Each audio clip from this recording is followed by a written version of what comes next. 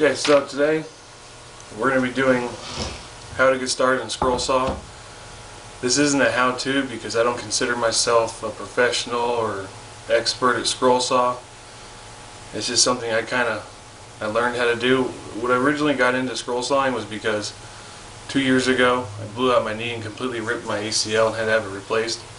So I didn't have much mobility, so I started with scroll sawing, and when I did, I had just a little 16-inch scroll saw, a Craftsman, ones that you can see on Craigslist all the time for around 20 bucks or so.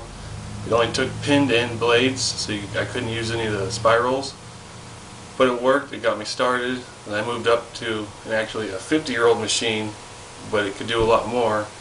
And then eventually, about a year and a half ago, is when I got my Porter cable. So that's when I really started getting into it real heavy, so I could start doing portraits and all that stuff. But for a beginner scroll saw, if you want to have a nice one, I 100% recommend the Porter cable scroll saw. It is absolutely amazing.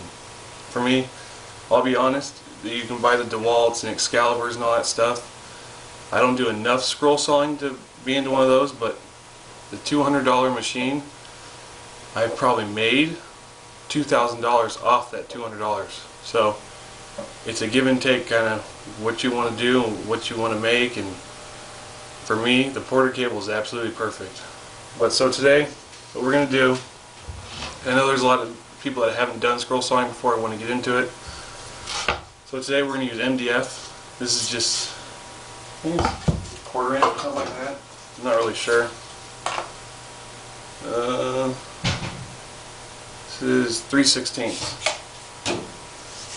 So MDF is really good for starting out with. Cuts easy. It doesn't really break all that easy as long as you're not too thin. We're going to do a simple one today. This is Walter White.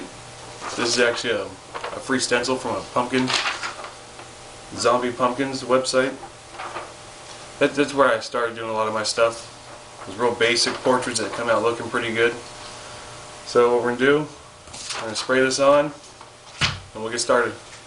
Another thing too, when you're using a spray adhesive, don't use a strong one because it'll be really hard to get, not only get the paper off, but it'll leave a residue on the wood also.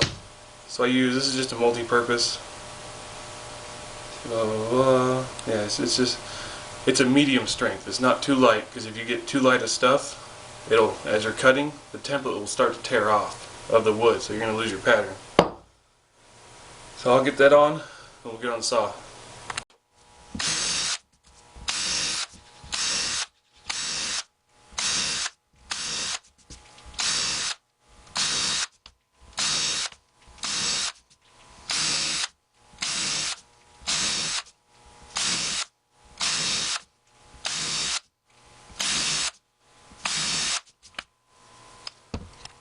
So one of the hardest things to figure out is how to have the proper blade tension.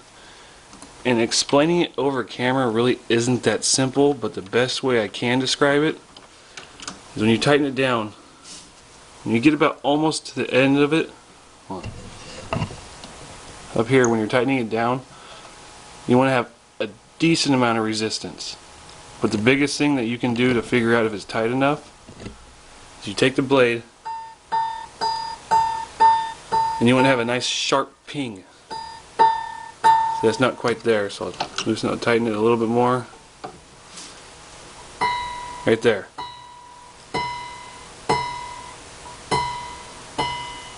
That's a good way, I've learned, to make sure it's tight and properly tightened. And a nice sharp kind of ting to it. So today I'm using a number 2 Pegasus spiral blade. I don't have any straight blades right now to not really use them. The best way to describe a straight blade instead of a spiral is just like a bandsaw. Just smaller and you do tighter turns. I prefer spirals because I'm terrible at straight lines. That's also why I do a lot of portraits, because there's not a lot of straight lines. So let's go ahead and get started, and I'll explain some things on the way.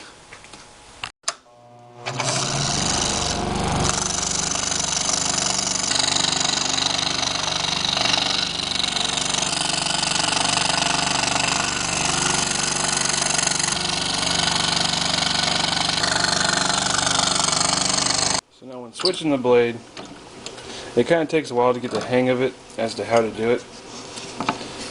What I do is you kind of bring it, put the hole near where the mount is, and you kind of just slide the blade, and you'll eventually find the hole if it's not too small. Sometimes you have to lift it up and kind of peek underneath, but for the most part it just takes a while to get the hang of it. And if you have a knob like this, make sure you leave it where it was previously and tighten it down. If it doesn't feel right, give it the twang test. And we're good.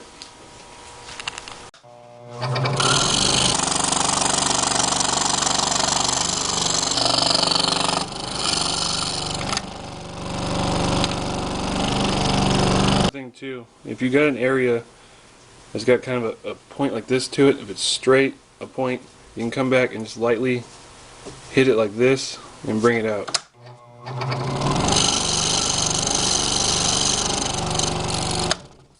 So lightly do it, otherwise you're going to gouge it and mess up your stuff.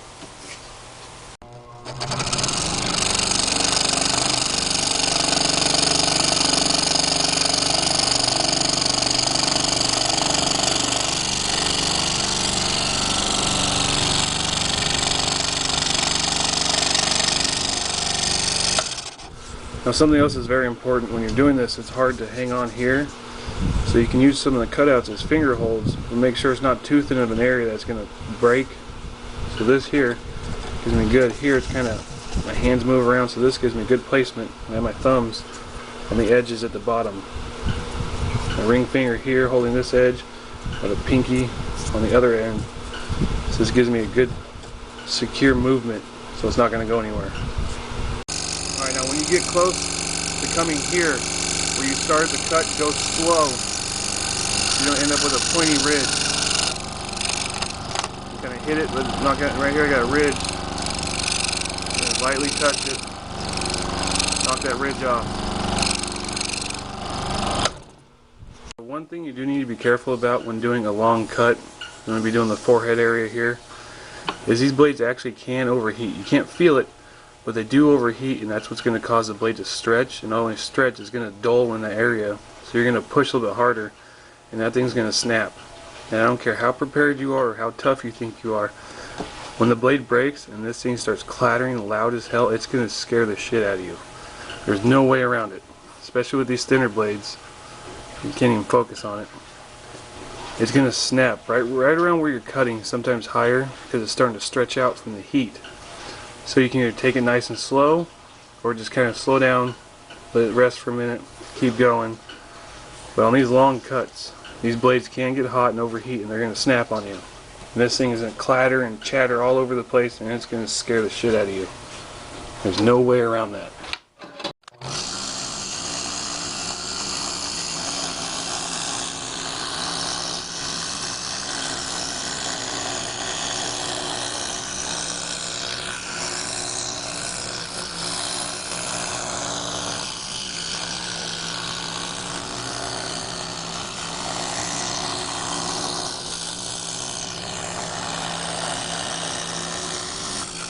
Several different methods you can do to get the template off. I've done all of them, and honestly, the best thing that's ever worked is investing in a heat gun. You get them at Harbor Freight, I think less than 20 bucks. I got this from the tool truck at work. This is the best way to take these off, especially if you use a medium strength spray adhesive. It's going to pull that off with it and not leave anything on the wood. What I like to do is I'll start in the corner and get it nice and warm. Careful, don't burn yourself. You hold it there and slowly pull up. And let the weight of the wood, as you're slowly pushing on it, it'll just fall off on its own.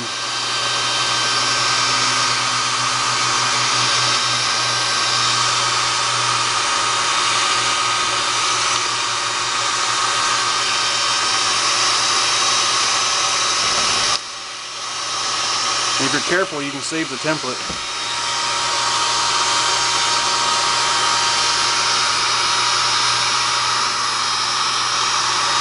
Or just rip it in half. Whoops.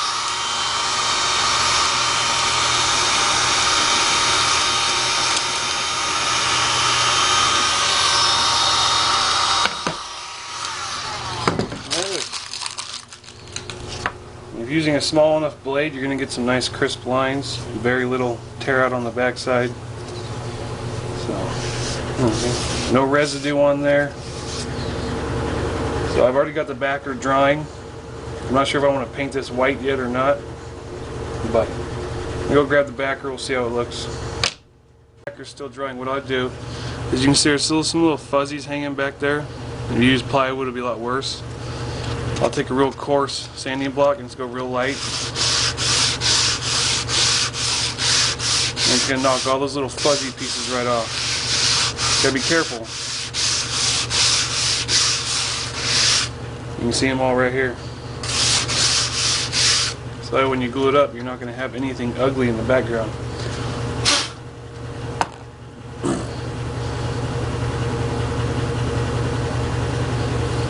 Anyways, actually, I don't know. So I'm just going to use some super glue to hold it on. Now when you have real thin areas, you want to make sure you get the glue there so if anybody touches it, it doesn't break it off.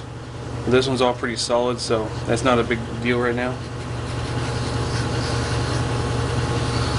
Normally I use like a PVA glue or real thick super glue, but this is mainly just for video purposes. So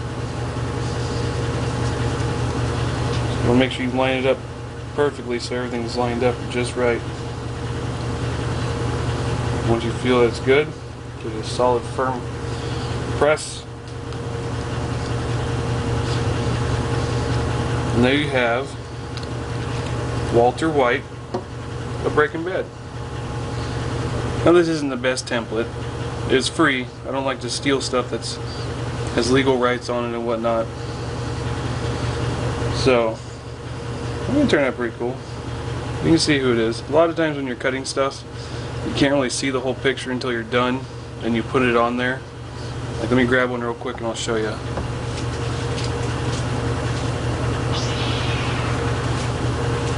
This one's a perfect example. I couldn't see it at all as I was cutting it.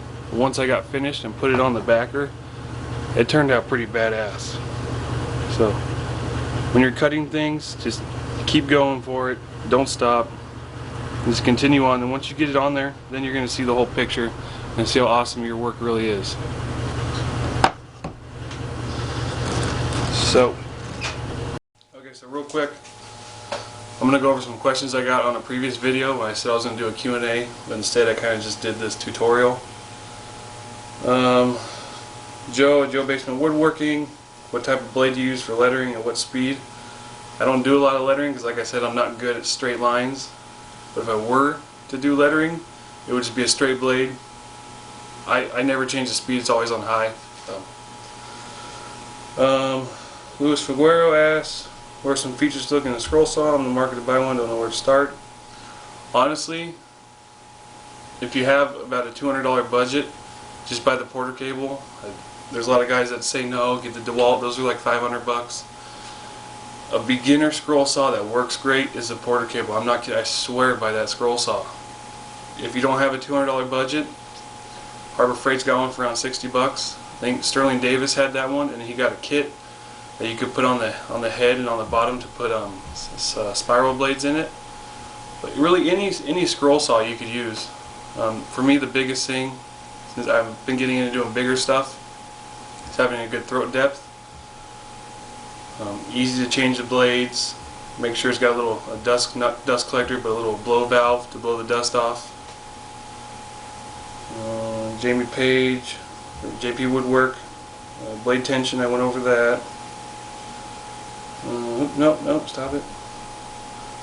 What would be the best blade to start with? I would mainly start by cutting out names on pine or plywood. If you're going to do names and stuff, a straight blade, I don't know, and there's different kind of skip tooth blades and TPI, and there's a lot of different ones. You can buy just a basic kit, it comes with multiple different blades, and start there.